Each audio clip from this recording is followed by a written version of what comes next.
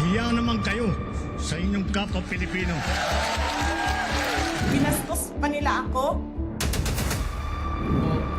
What is the law and what Pakinggan ng proceeds of the illegal drug trade ng Duterte.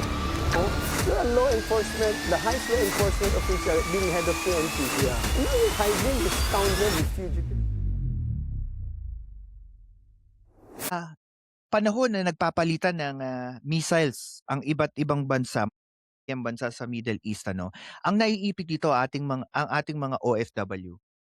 Hindi dapat natin silang ituring na headline lang sa isang pahayagan, sa isang radyo o sa isang blogger. Dapat isipin natin na itong mga OFW nakataya ang kanilang buhay at pati ang buhay ng kanilang pamilya. Dahil dito, nakikita natin yung katotohanang sinasabi ng mga Pilipino na ang ating mga OFW ay ang makabagong bayani. Kasi dito natin makikita na even if, 'di ba? Even if na may giyera sa Middle East, we can still see that our fellow Filipino OFW ay nandun pa rin at nagtatrabaho. So kudos para po sa lahat ng ating mga OFW sa Middle East at gamit po ang aking channel at hopefully itong mga kasama din po ng ating mga tagapakinig na we support all of the OFW po at nakikiramay again. Ako at 10 ng aking mga listeners dito sa channel, pati po si Prof, na dito po sa pamilya ng yumaong si, ano ba yung pangalan niya? Nakalimutan ko. Yung namatay nating OFW dito sa Tel Aviv, sa Israel. Kami po ay nakikiramay at ano ba yun? Ayan, kami po ay nakikiramay sa kanya na hopefully she may rest in peace. Tapos pinag-usapan din po natin dito with Prof yung about nga dun sa impeachment.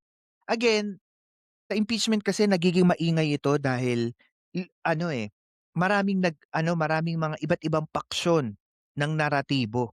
Depende kung sino pinakikinggan mo, kung saan ka nakapaloob na echo chamber at kung ano ang tingin mong tama.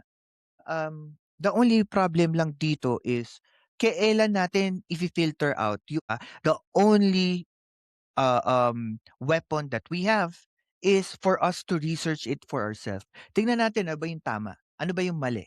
And then timbangin natin based dun sa nakita natin kung ano para sa atin yung at isa din na nakikita natin dahil nakaakibat ang impeachment trial na ito sa paparating na 2028 election, natin matites yung koalisyon ng mga politiko batay sa kanilang paninindigan sa kasalukuyang politika. Sila ba ay magi-stay sa poder ng nakaupong administrasyon o sila ba'y kakalas at aanib dito sa nasasakdal na Duterte? Ngunit kung titingnan natin, sa dulo, problema ng bansa natin ay yung political institution.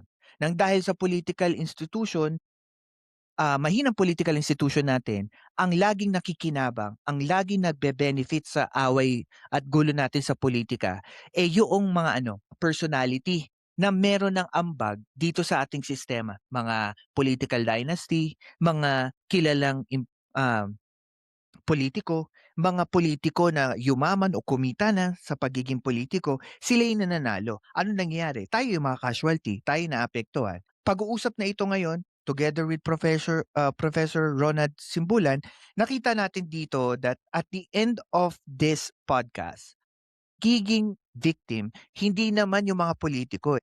Even sinabi pa ni Prof kanina na yung mga kulto na sobrang sumasamba sa dating Pangulo, pagka naman may nangyari sa yung issue, problema, 'di ba? Or nagkasakit ka. Itong mga politiko naman na sinasamba ninyo, hindi naman yan pupunta sa bahay mo at babayaran yung gastos sa pagka nagkasakit. Ano lang 'to parang fanfare. So, ito na nga na pag-usapan natin. Anong dapat natin gawin? Moving forward, maging mas matalino na mga botante. Dapat mas suriin natin yung ano yung tama at mali sa mga issue. Hindi yung kung ano sinabi lang ng vlogger o sinabi ng politiko, even dito po sa ating channel. Yes, maaring meron kayo na napapansin na political leaning ng mga guests na. Pero, ang importante po kasi marinig nyo yung iba't ibang aspeto ng opinion ng iba't ibang tao.